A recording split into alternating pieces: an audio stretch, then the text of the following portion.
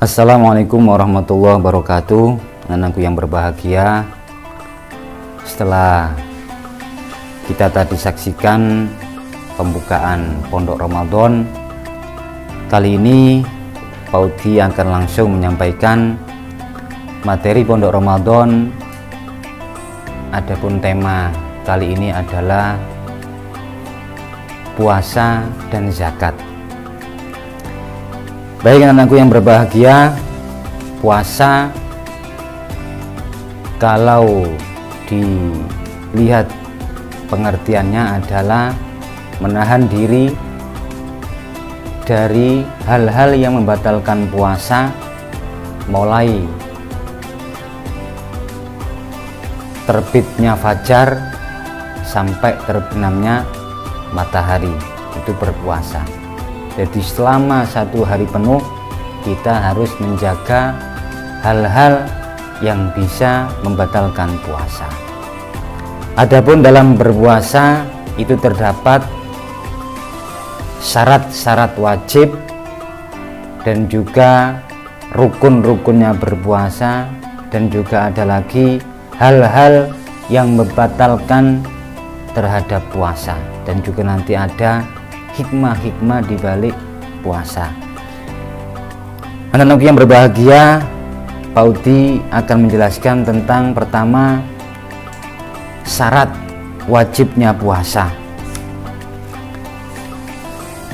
Syarat-syarat wajib puasa kalau dalam kitab Safinatun Najah itu disebutkan ada 5.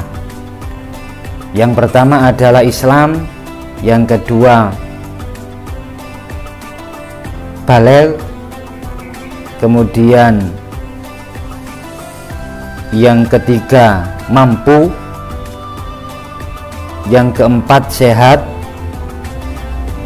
dan yang kelima adalah sedang ada dalam mukim, sedang tidak dalam perjalanan. Itu syarat orang tersebut diwajibkan untuk berpuasa. Jadi 5 syarat tersebut ketika sudah menyandang di diri seseorang, maka orang tersebut wajib melaksanakan puasa. Ya. Terus lanjut tentang sekarang syarat sahnya puasa. Setelah kita tahu syarat wajibnya puasa, lantas kita harus tahu juga syarat sahnya puasa. Syarat sahnya puasa itu ada 4 macam. Yang pertama adalah Islam, kemudian yang kedua berakal, kemudian yang ketiga suci dari haid ataupun nifas ataupun melahirkan bagi yang perempuan, kemudian yang nomor 4 mengerti bahwasannya waktu Ramadan sudah masuk. Jadi 4 syarat tersebut harus dilakukan ketika berpuasa di bulan Ramadan. Yang pertama syarat sahnya adalah Islam. Orang selain Islam ketika berpuasa di bulan Ramadan maka puasanya tidak sah. Kemudian yang kedua syarat sahnya adalah berakal. Ketika orang itu nggak berakal, maka puasanya juga tidak sah. Seandainya pagi masih sehat, berakal, kemudian duhur akal hilang akalnya, maka seketika itu juga puasanya batal. Atau bagi yang perempuan ketika setelah duhur kedatangan tamu berupa haid, maka otomatis puasanya juga batal.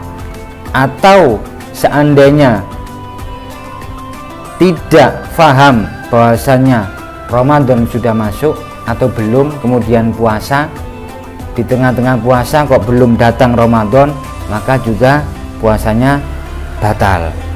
Baik, itu terkait masalah syarat-syarat sahnya puasa. Kemudian lanjut kepada rukun-rukun puasa. Rukun-rukun puasa itu ada 3, ya. Jadi rukunnya puasa bulan Ramadan itu ada 3.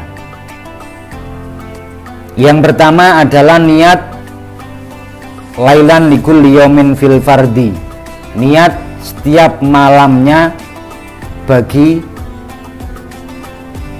puasa fardu seperti puasa bulan Ramadan. Jadi setiap malamnya wajib kita melantunkan niat.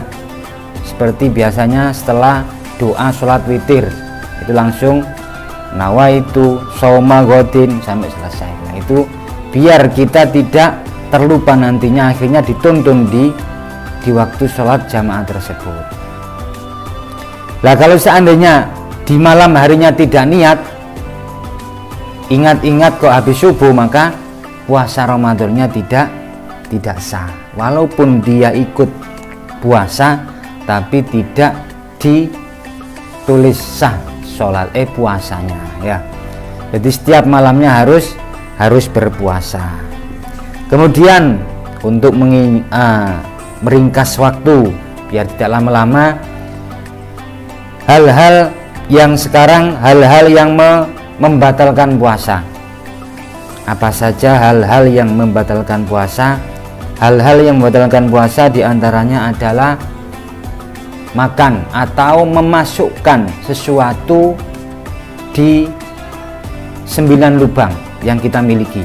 Apapun bentuknya, kalau sesuatu itu masuk ke 9 lubang yang kita miliki, maka otomatis puasa kita batal. Walaupun tidak mengenyangkan, seperti kentut di dalam air.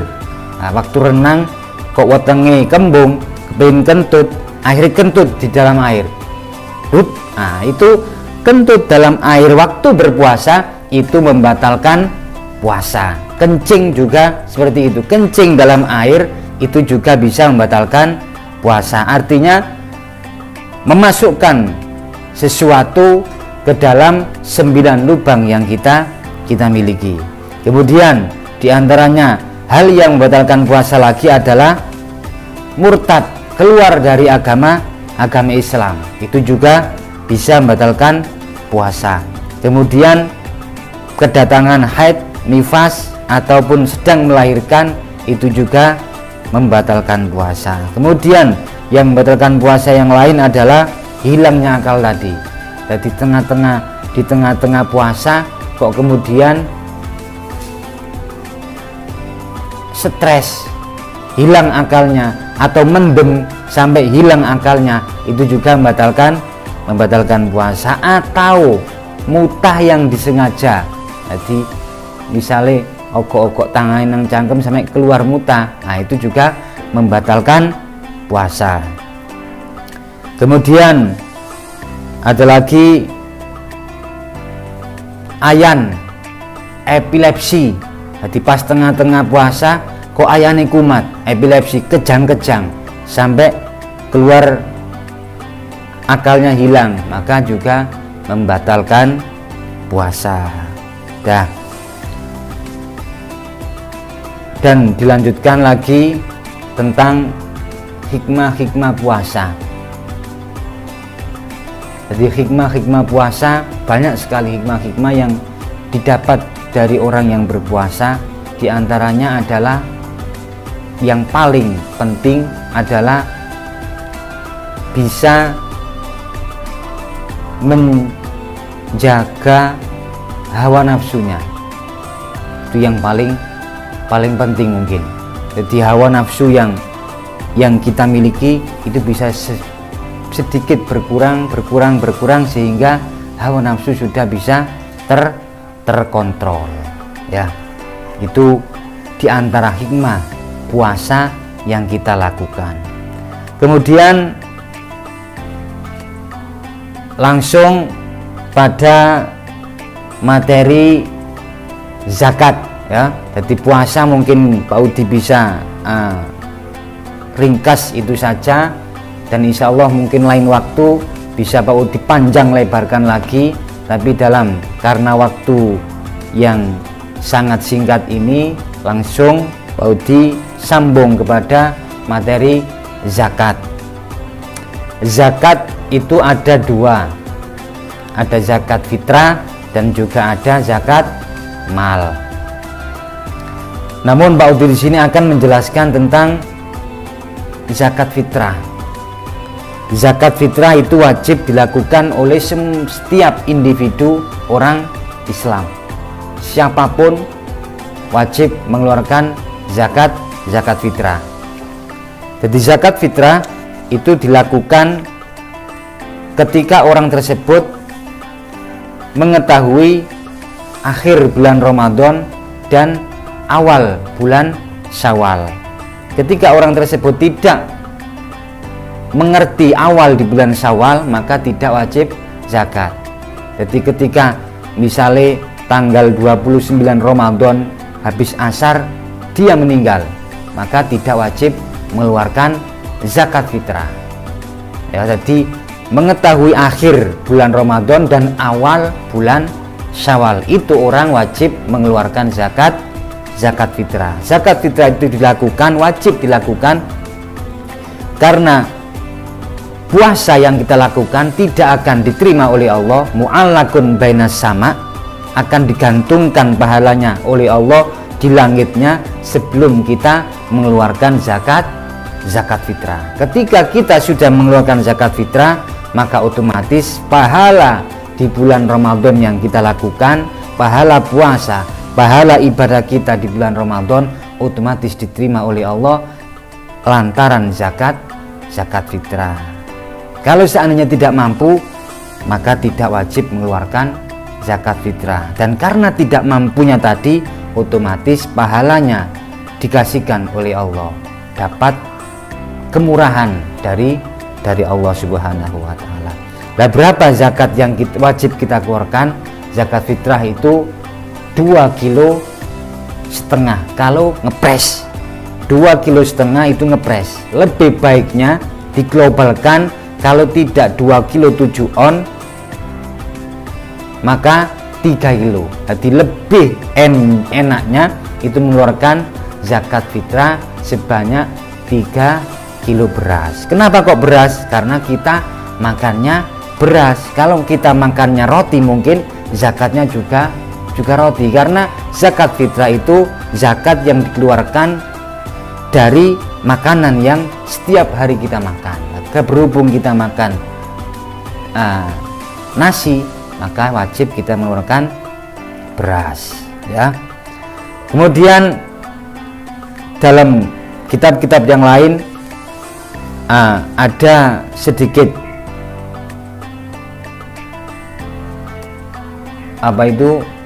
hikmah di balik orang mengeluarkan zakat fitrah. Jadi tidak hanya membebaskan diri dari sebuah kewajiban, tapi Allah dengan zakat fitrah itu menurunkan beberapa keutamaan, kefadolan, keistimewaan bagi orang-orang yang melakukan zakat fitrah.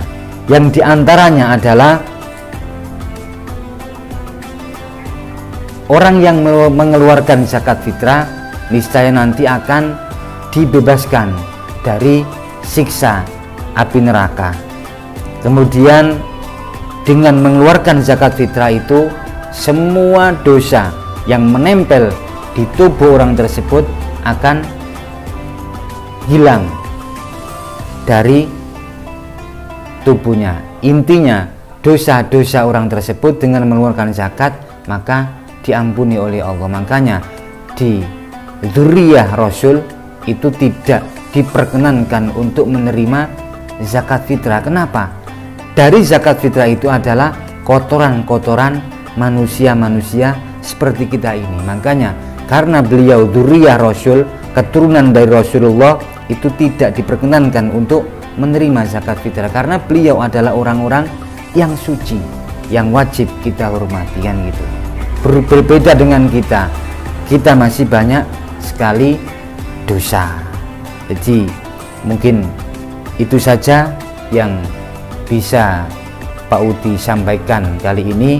Mungkin lain waktu bisa Pak Udi sambung, dan mudah-mudahan sedikit yang Pak Udi sampaikan memberikan tambahan ilmu yang manfaat, barokah fid dini wa dunya hatal akhirah.